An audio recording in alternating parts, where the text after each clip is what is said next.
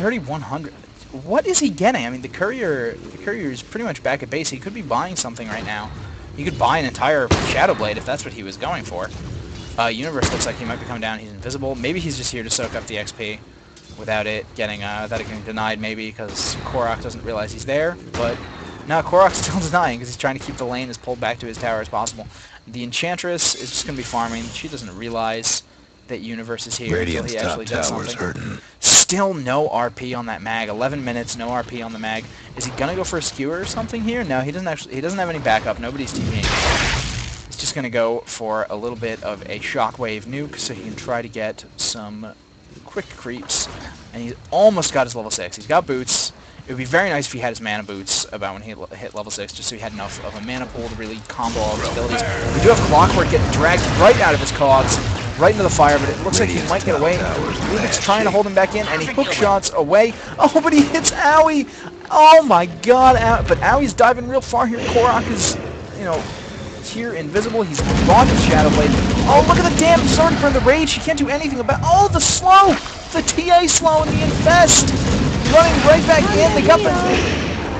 Oh, but look at that impetus damage. Now Owie is in so much trouble. Is he going to actually be able to get out of here? Alright, yeah, he's got the TA. The TA and the Rubik are probably both going to go down. Those slows are not going to be enough to keep them alive. Oh, utter domination from Liquid in the first... the first real engagement of this. That was a huge, huge dive from Owie right there, and basically everyone had to go in to try to bail him out. I mean, right here, not too far to go in here, try and get a kill, try and pull him away, but really, as soon as that hook shot happened, I don't know what Owie was doing over here, besides, trying to get himself killed, because as nice as it was to block that hook, as safe as it looked, you just know they're going to be collapsing in from this tower. They can collapse in from this tower. They can collapse in from so many places you don't have vision of that it's just not safe to do that. Korok with DD farming out bottom lane. Snaking has shifted down here to try and get himself some farm. Really, really needs his Blink Dagger to try and get some work done here. But, I mean, not finding any ease against the already Shadow Blade Korok. Especially not with Flat Cannon, just smacking the tower with those Flat Cannon attacks, putting the harass onto Snaking. So annoying to play against that. Maxed out Flat Cannon. Rubik, I mean, playing the support role. Obviously, oh, he gets hooked by Clockwork.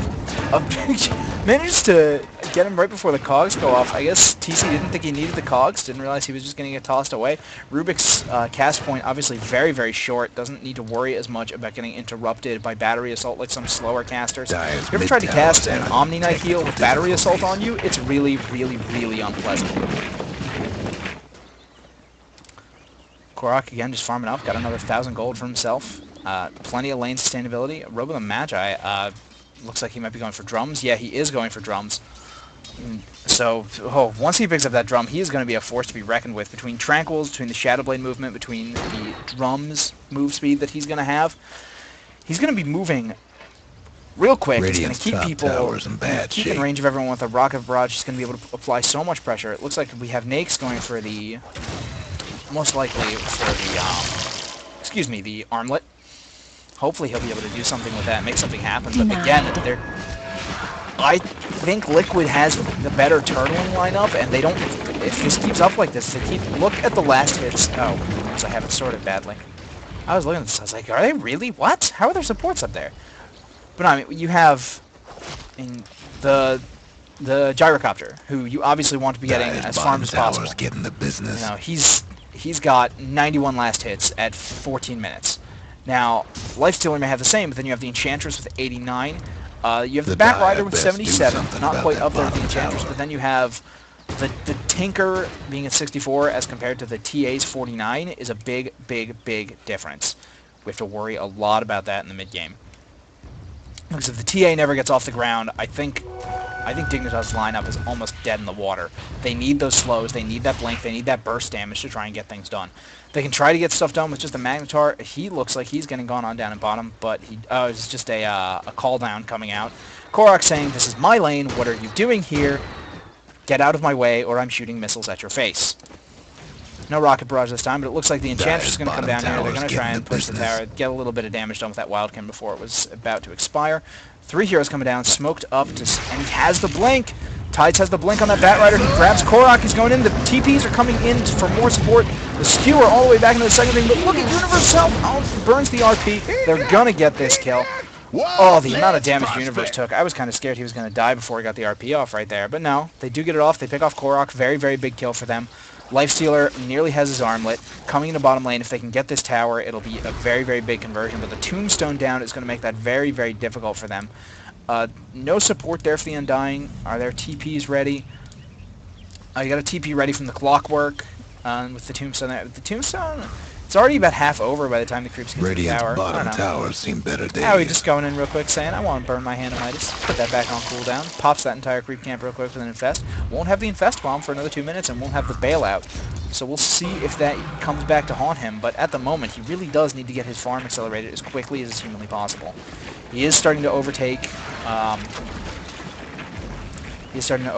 the... Gyrocopter, but look at this GPM. I mean, he's at the top with 425. He's about 40 above with Gyrocopter and Enchantress. But look at this. Gyro, you got Lifestealer, then you got Gyro, Enchantress, Tinker. 3 heroes who can have a lot of mid-game power with farm are all getting good farm. And then you have the TA and the Bat. The Bat, he's got what he needs. He could use some hit points. He could use some tankiness. Oh, he is getting Rocket Barrage down in the jungle real quick. Korok trying to bring him down, and Tides just can't get away. Blink is stuck. He doesn't have Firefly off cooldown to try and fly over a cliff or something. Oh, look at this March. This is probably going to be the end of mid-tower if Bulba can just keep the March spam going. He's, ready to... Yep, here comes another March. He's ready to port back to base if he needs to get himself. Rubik actually goes down. Oh, no. Rubik goes down way back in the jungle. Oh my, Korok, what a dive. Looks like Owie and Universe trying to get the bottom tower while they're busy at mid. But the fort is burned. The ports are not going in, I guess. Oh, Tinker has his Blink Dagger. Wow. 17 minutes, Tinker, Soul Ring, Blink Dagger, Travels, and bottom. That's a scary Tinker. I mean, that's all the split pushing power he will ever need for the rest of the game. And it looks like they're going in on snaking. Oh, the missed Clockwork hook is going to cost him something fierce. He tries to run into the cogs. Really just gets himself stuck kind of behind enemy lines right there. At least Universe coming. Oh, it looks like Tides has grabbed Bulba. He's blown him into the fire. The call down is coming down from the Gyrocopter. Not going to hit anyone. But, oh, nice. 2 pickups from Lifestealer. Very, very nice for Owie. Very, very excellent. Picking off both the Clockwork and the Tinker. He got the Clockwork down here while I wasn't looking. But the quick skewer back of the Tinker after the pickup by Tides. And it looks like they're going to go and try to take a very quick Roshan. Obviously, yeah, can't contest without the Clockwork and the Tinker. Definitely their 2 best Roach fighters. Although you can get a lot of damage done with the Gyrocopter, but not against 5. He didn't even RP for that. I didn't realize Universe did not blow RP for that at all. So yeah, they cannot fight this. Oh, Templar Assassin. Templar Assassin. Thanks to the dive. I'm not sure I agree with that. She doesn't really have the farm. I mean, she's finally got her Blink Dagger, so she can be more useful. But I would have loved to put it on the Lifestealer. I guess he's harder to kill, yeah. But looks like Tide's getting chased down by Korok again. Oh, the nice slow coming in really quickly from TA, Snake playing that TA to make sure that Korok couldn't quite follow that up. He wanted that kill. You could tell he smelled the blood. And Snake can just come in mid, cleaning up a couple of creeps.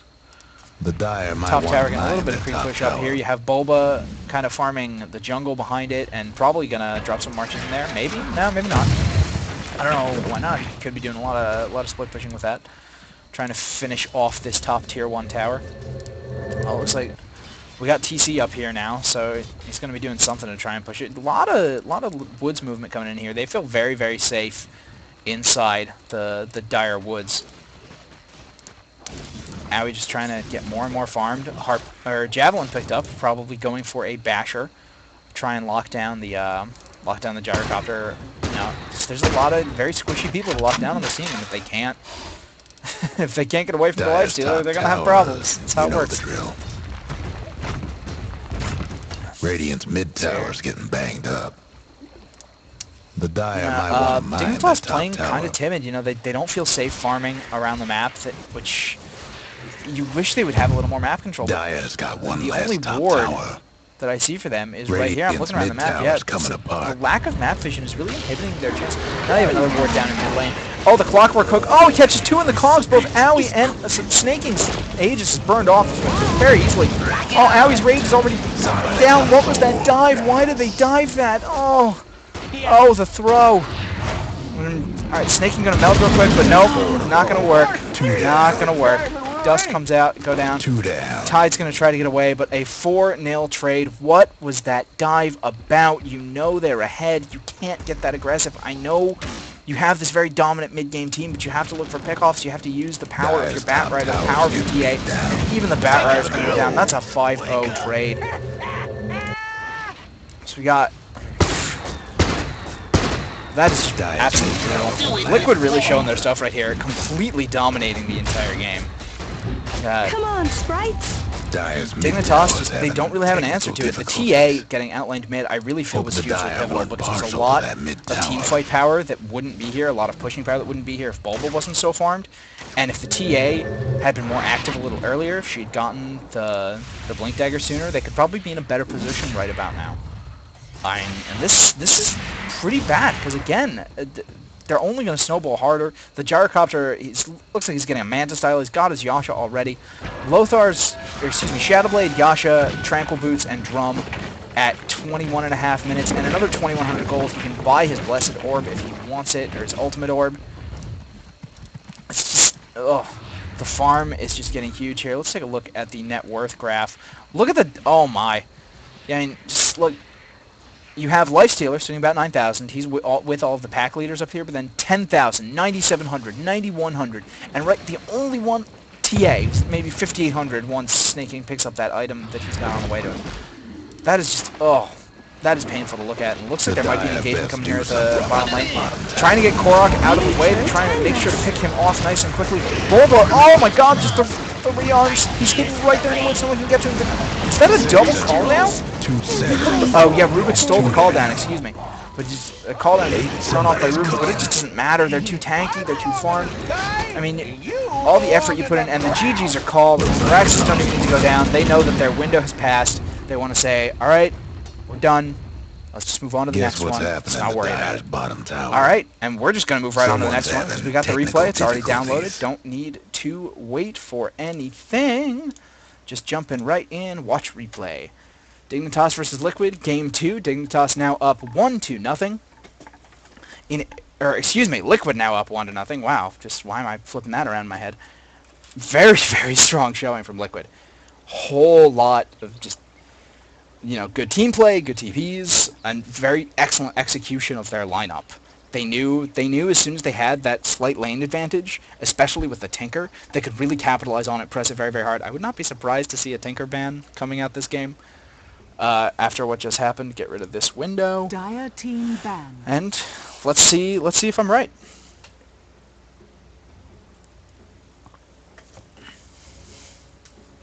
And they let the Bat Rider through. Liquid did, and they just didn't even care. You know, they let the Bat Rider through.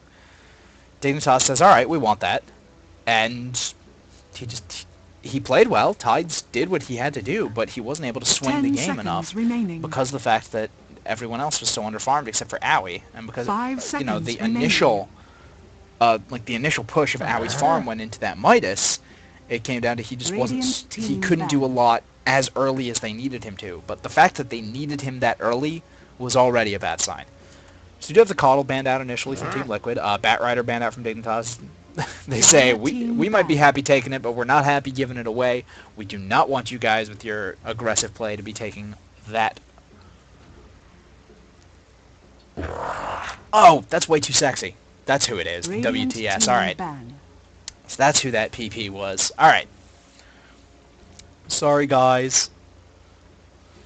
All right. Undying banned out by Liquid. They know that they're going to pick up someone awesome with first pick, but they don't want to hand over Undying and another amazing support. You know, Undying Shadow Demon, Undying Magnetar, Undying. Insert X good hero here. 10 seconds remaining.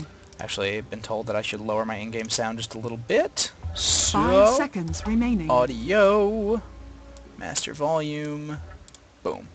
All right. Reserve time. My good friend who's watching texted me, said, you should turn down the in-game sound. Alright.